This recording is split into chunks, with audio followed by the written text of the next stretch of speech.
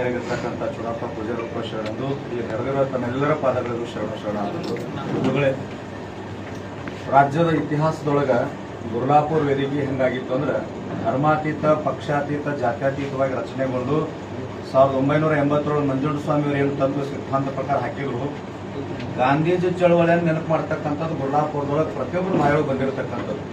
ಯಾಕಂದ್ರೆ ನೆನಪು ಮಾಡ್ಕೊನಿ ಅಂತಂದ್ರೆ ಕಾರ್ಖಾನೆಯೊಳಗೆ ಸಾಕಷ್ಟು ಟ್ರ್ಯಾಕ್ಟರ್ಗಳನ್ನ, ಕಬ್ಬುಗಳನ್ನು ಸುಟ್ಟಿರ್ತಕ್ಕಂಥದ್ದು ಯಾರೇ ಮಾಡಿರಲಿ.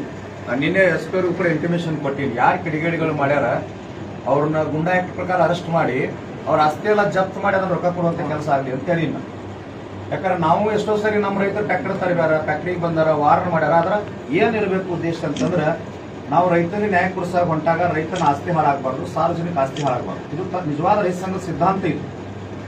ಮತ್ತು ಶಾಂತಿಯುತವಾಗಿರ್ತಕ್ಕಂಥ ಚಳವಳಿಗೆ ಎಷ್ಟು ಶಕ್ತಿಯಾದ ದಿಟ್ಟತನ ಅದಂದ್ರೆ ಸರ್ಕಾರ ತಲಿಬಾಕಿ ಗುರ್ಲಾಪುರ ವೇದಿಕೆಗೆ ನಾವೊಂದು 10,000 20,000 ಜನಸಂಖ್ಯೆ ಸೇರ್ತದ ಅಂತ ಅಧ್ಯಕ್ಷರು ನಮ್ಮ ನಿರೀಕ್ಷೆ ಇತ್ತು. 6-7 ಲಕ್ಷ ಜನ ಸ್ವತಃ ಹಳ್ಳಿಯಿಂದ ರೊಟ್ಟಿ, ರೊಕ್ಕ, ಬುತ್ತಿ ಕಟ್ಕೊಂಡು ಏನೆಲ್ಲ ನಮಗೆ ಅವಶ್ಯಕತೆನೇ ಇಲ್ಲ.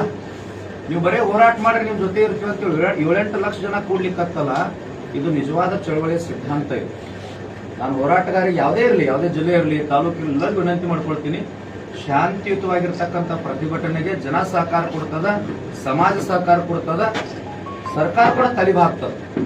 ಹೋರಾಟಗಾರ ಲಕ್ಷಣ ಹೆಂಗಿರಬೇಕು ಅಂತಂದ್ರೆ ರೈತನ ಆಸ್ತಿ ಎಂದೂ ಕೂಡ ಹಾಳಾಗಬಾರ್ದು. ಯಾವುದೇ ಸಂಘಟನೆ ಇರಲಿ, ದಲಿತ ಪರ ಇರಲಿ, ಕಾರ್ಮಿಕ ಇರಲಿ, ಕೂಲಿ ಕಾರ್ಮಿಕರಿರಲಿ, ರೈತ ಸಂಘಟನೆಗಳಿರಲಿ, ಸಾರ್ವಜನಿಕವಾಗಿ ಮತ್ತು ರೈತನ ಜನಸಾಮಾನ್ಯರ ಆಸ್ತಿ ಎಂದೂ ಕೂಡ ಹಾಳಾಗಬಾರ್ದು. ಅದು ಖಂಡನೀಯವಾಗಿರ್ತಕ್ಕಂಥದ್ದು. ಏನೋ ವಿಷಯ ಆಗಿ ಹೋಗ್ಯದು. ಅದರ ಮುಂದಿನ ದಿನಮಾನದೊಳಗೆ ಹೆಂಗಿರ್ಬೇಕಂತಂದ್ರೆ ರೈತನ 1 ಇಂಚು ಕೂಡ ಭೂಮಿ ಆಗಿರ್ಲಿ, ಟ್ರ್ಯಾಕ್ಟರ್ ಆಗಿರ್ಲಿ, ಒಂದು ತನಿಖೆ ಕಬ್ಬಾಗಿರ್ಲಿ ಎಂದೂ ಕೂಡ ಹಾಳಾಗಬಾರ್ದು.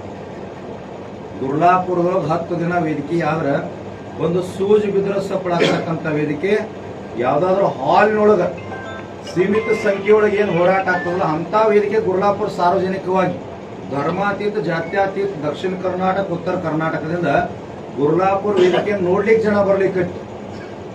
ಯಾಕಂತಂದ್ರೆ ಒಂದು ತತ್ವ ಸಿದ್ಧಾಂತದ ತಳಹದಿಮೆ ಆಗಿತ್ತು ಅಂದ್ರೆ ಯಾವುದೇ ಹೋರಾಟ ಆಗಲಿ ಸಫಲ ಆಗ್ಲಿಕ್ಕೆ ಸಾಧ್ಯದ.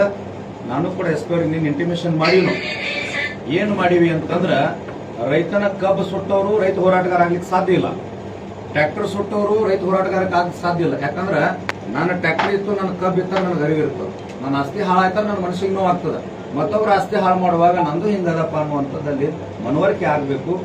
ಒಬ್ಬ ರೈತ 12 ತಿಂಗಳು ಬೆಳೆದಿರ್ತಕ್ಕಂಥ ಕಬ್ಬನ್ನ ಯಾವುದೋ ಕಿಡಿಗೇಡಿ ದುಷ್ಕರ್ಮಿ ರಾಜಕೀಯ ಪ್ರೇರಿತ ವ್ಯಕ್ತಿ ಬಂದ ಅವ್ನು ಸುಟ್ಟ ಅಂತಂದ್ರೆ ಅವನಿಗೆ ಅರಿವಿರೋದಿಲ್ಲ. ಆದ್ರೆ ಒಂದು ನೆನಪಿನಲ್ಲಿ ನಿಮಗೆಲ್ಲ ಹೇಳ್ತೀನಿ, ಆಧ್ಯಾತ್ಮಿಕ ಭಾಷೆಯೊಳಗೆ ಆ ಟ್ರ್ಯಾಕ್ಟರ್ ಸುಟ್ಟಂತ ಮನೆ ಮಾಲೀಕ, ಅವನ ಹೆಂಡತಿ, ತಂದೆ ತಾಯಿ, ಬಂಧು ಬಳಗ, ಕಬ್ಬು ಸುಟ್ಟಂತ ರೈತನ ಹೆಂಡತಿ, ತಂದೆ ತಾಯಿ, ಬಂಧು ಬಳಗ, ಅವರ ಶಾಪ ಅವರೆಲ್ಲರಿಗೂ ತಟ್ಟಲಾರ ಎಂದು ಬಿಡ್ಲಿಕ್ಕೆ ಸಾಧ್ಯ ಇಲ್ಲ. ನನ್ನ ಮನೆ, ನನ್ನ ಟ್ರ್ಯಾಕ್ಟರ್, ನನ್ನ ಕಬ್ಬು ಹಾಳಾಗ್ಯದ, ಅವ್ರ ಮಣಿತಾನ ಹಾಳಾಗ್ಲಿ ಅಂತೇಳಿ ಮಣಿತಾನ ಶಾಪ ಕೊಟ್ಟು ಅಂತಂದ್ರ ಇಂದೆಲ್ಲ 3 ವರ್ಷಗಳ ತಟ್ಟದ. ಇದು ಆಧ್ಯಾತ್ಮಿಕ ಶಕ್ತಿ ಐತಿ.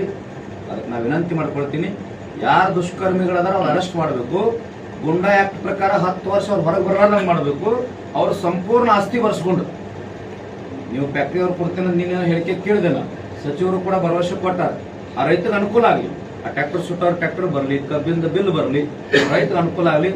ಇದಾಗ್ಯೂ ಕೂಡ ಯಾರು ಸುಟ್ಟಾರ CCTV ಫೋಟೇಜ್ ಇರ್ತದೆ, ಮತ್ತು ಕೆಲವೊಂದು ವಿಡಿಯೋಗಳು ಬಂದದ. ಯಾರು ಸುಟ್ಟಾರ ಮುಂದಿನ ದಿನಮಾನದೊಳಗೆ ರೈತನ ಆಸ್ತಿ ಹಾಳು ಮಾಡ್ಬೇಕಂದ್ರೆ 100 ಸರಿ ವಿಚಾರ ಮಾಡ್ಬೇಕು ಯಾರ್ಯಾರು. ಹಂಗ ಅವ್ರಿಗೆ ಶಿಕ್ಷೆ ಆಗಲಿ ಅಂತ ನಾವು ವಿನಂತಿ ಮಾಡ್ಕೊಂಡಿವಿ. ನಾವು ಅಧ್ಯಕ್ಷರು ಕೂಡ ಸಚಿವರಿಗೆ ಮತ್ತು SP ವಿನಂತಿ ಮಾಡ್ಕೊಂಡಿವಿ.